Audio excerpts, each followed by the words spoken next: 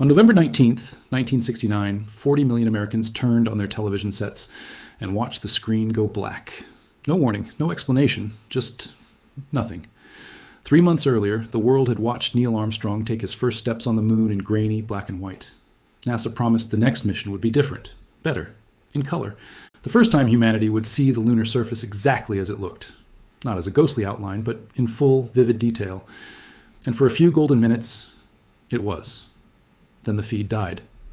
For the next several hours, NASA gave the public almost nothing. A vague statement, a technical malfunction. That was it. What actually happened on the surface of the moon that day would not be fully confirmed for 24 years. Not until 1993, when researchers went back, frame by frame, through old mission footage, hunting for an answer NASA itself had never fully nailed down in public. This is the story of the 3 seconds that ended a broadcast, the cover-up that wasn't quite a cover-up, and the quarter-century-long mystery of what really happened to the Apollo 12 camera. To understand why this mattered so much, you have to understand what Apollo 11 got wrong. When Neil Armstrong stepped onto the moon in July of 1969, the entire world watched it happen live. But through a black and white haze so poor in quality that half the audience could barely tell what they were looking at. Shadows blurred into rock, rock blurred into dust. It was historic. It was also visually a disappointment. NASA knew it. The engineers knew it. And so, for Apollo 12, the very next mission, launching just 4 months later, NASA made a decision that seems almost quaint by today's standards, but at the time was a genuine technological gamble. They were going to broadcast the moon in color. The camera itself was a marvel for its era, a compact Westinghouse unit, hand-delivered to the crew just 3 days before launch. 3 days. There was barely time to train with it. But the payoff, if it worked, would be extraordinary. The first color television pictures ever transmitted from the surface of another world. Television networks cleared their schedules. Studios built entire broadcast segments around it. This wasn't just a mission update. This was appointment viewing, promised to be the most visually stunning event in the history of television. On board Apollo 12 were 3 men: Commander Charles Pete Conrad, Command Module Pilot Richard Gordon, and Lunar Module Pilot Alan Bean. Bean was 37 years old, a former Navy test pilot, meticulous, disciplined, not the kind of man you'd expect to make a mistake that would become one of the most talked about accidents in the history of spaceflight. But space doesn't care about discipline. Space cares about physics. And in the vacuum of the moon, with no atmosphere to filter or soften anything, the sun isn't just bright, it's a weapon. November 19th, 1969. Conrad and Bean have just landed the lunar module Intrepid within walking distance of an old NASA probe, Surveyor 3, an almost impossibly precise landing that will later be called one of the greatest feats of piloting in the Apollo program. The world is watching. The color camera is already rolling as Conrad climbs down the ladder, becoming the 3rd human being to ever set foot on another world. The picture is sharp. It's vivid. It's everything NASA promised. Bean joins him minutes later. Their first job on the surface, beyond the historic first steps, is logistics, setting up equipment.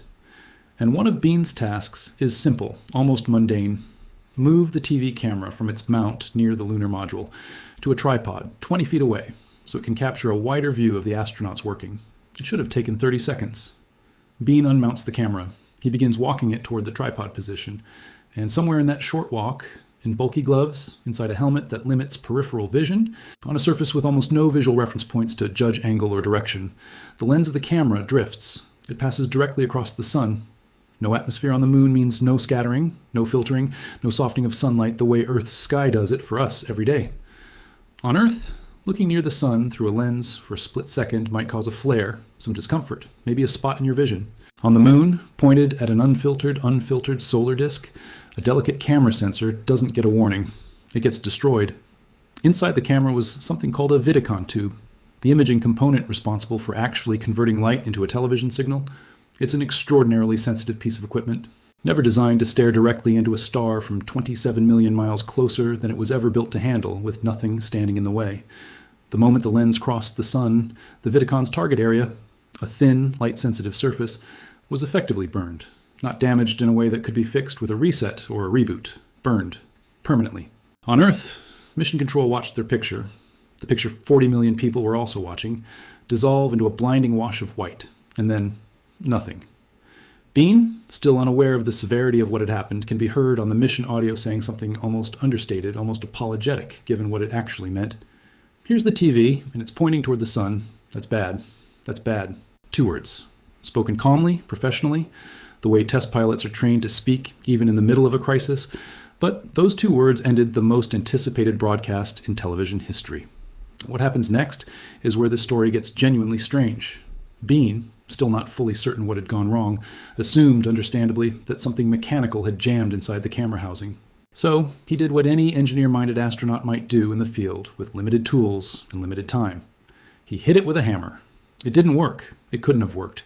The damage wasn't mechanical.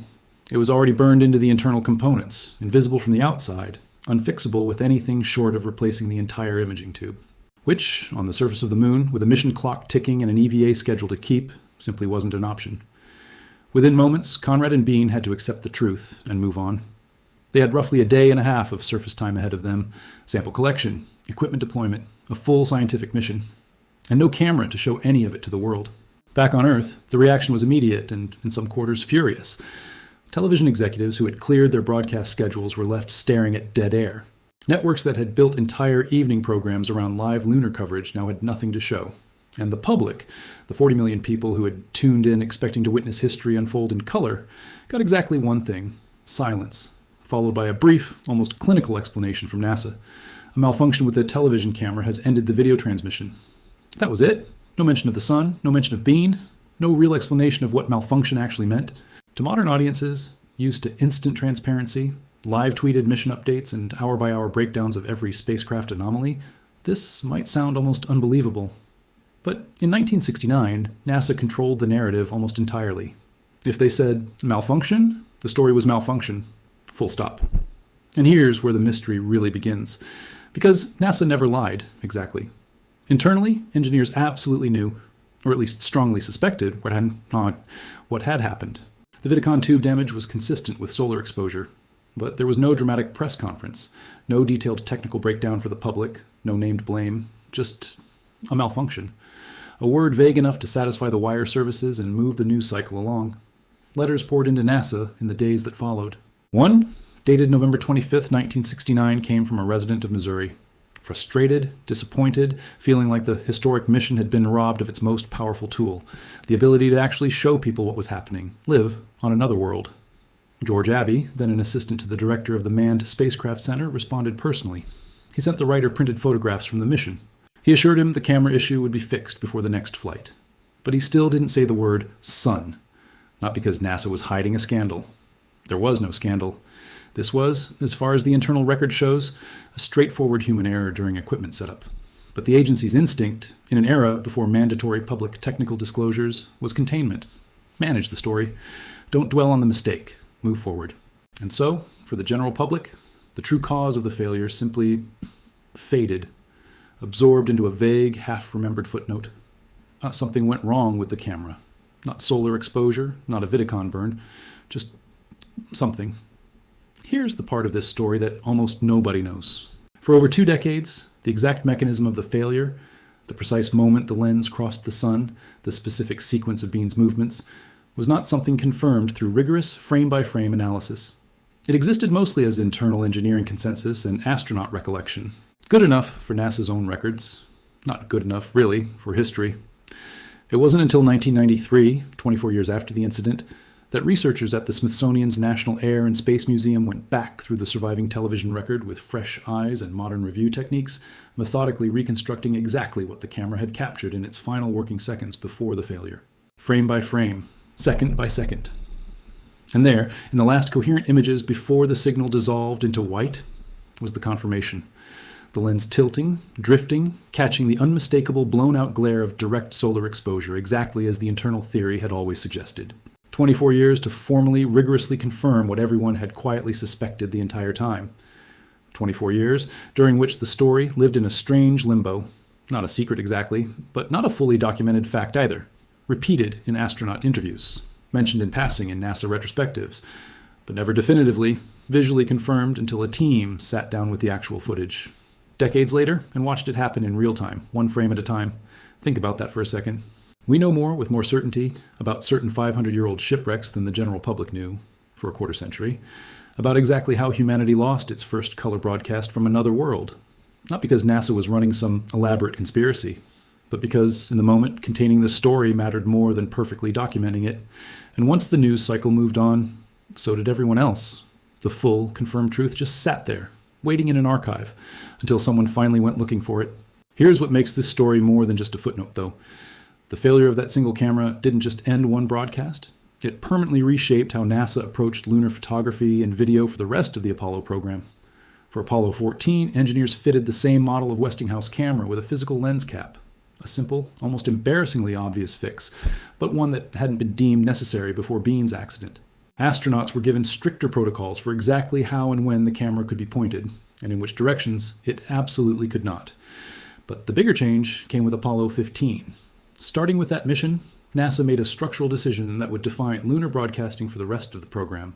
They took direct camera control away from the astronauts entirely. Instead, engineers on the ground, in mission control, thousands of miles away, were given the ability to remotely pan, tilt, and zoom the lunar camera themselves. Think about what that really means. After Apollo 12, NASA effectively decided that human beings, even elite, highly trained test pilots working inside pressurized suits on an alien landscape, could not be fully trusted with the responsibility of manually aiming a camera near the sun. The solution wasn't better training. It was removing the decision from human hands altogether. It's a small, almost bureaucratic-sounding change, but it's also a quiet admission that even in one of the most rigorously planned, rehearsed, and engineered endeavors in human history, 3 seconds of misjudgment, in bulky gloves with limited visibility, in an environment the human brain had never evolved to intuitively navigate, was enough to end a mission's most important broadcast. And Alan Bean? He carried that moment with him for the rest of his life, though not, in the end, with regret. After leaving NASA in 1981, Bean turned to painting. Using an impressionistic style, he began recreating scenes from the lunar surface, some documentary in nature, others imagined entirely, filling in visual gaps left by the very camera failure he'd caused. In a strange, almost poetic way, the man who accidentally erased the world's ability to see the Apollo 12 moonwalk in real time spent the next 3 decades painting the moments the world never got to witness. Moments that exist now only in memory, in still photographs from the mission's Hasselblad cameras, in scattered seconds of 16mm film, and in oil paint, applied by the one man who was actually there. So here's where this leaves us. A camera pointed at the sun for perhaps 3 seconds. A live broadcast watched by tens of millions gone in an instant. A public explanation vague enough to satisfy 1969 news cycles, but incomplete enough that the full, confirmed truth wouldn't surface for 24 years. Not a conspiracy, not a cover-up in the dramatic sense, just an old, deeply human instinct. When something goes wrong, especially something embarrassing, especially something avoidable, you manage the story. You don't necessarily lie. You just don't say everything. And in the silence that followed, an entire generation grew up only half knowing what actually happened to the Apollo 12 camera. Until, decades later, someone finally sat down, rewound the tape, and watched it happen, frame by frame, for the very first time. If you want to see the exact moment NASA rewired how humanity would ever film another mission on the moon again, starting with Apollo 15, that story's linked right here. This has been Deep Space Report. I'm John, and I'll see you in the next one.